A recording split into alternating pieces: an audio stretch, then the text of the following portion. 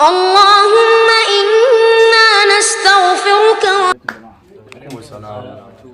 jama'a ya kamata mu gyara imanin saboda gaskiya zamanin mun yanzu na ba kowa ne ke da imani ba don sai ga mutum ga abin da ya kamata mutum ya je ya taimaka a kai amma mutum bai yi wanda kake faɗa gaskiya ne wannan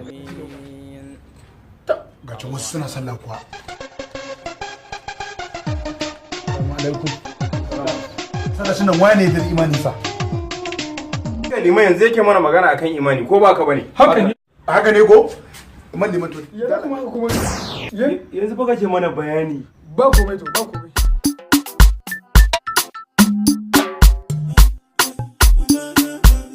I say, Monica, no be today. Wani mai imanin ne har yanzu.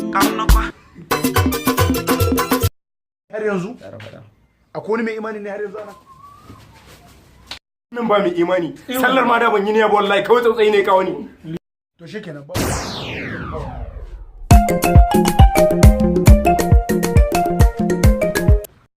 Wa alaikum salam. Liman dama ashe bayan ka kai ba?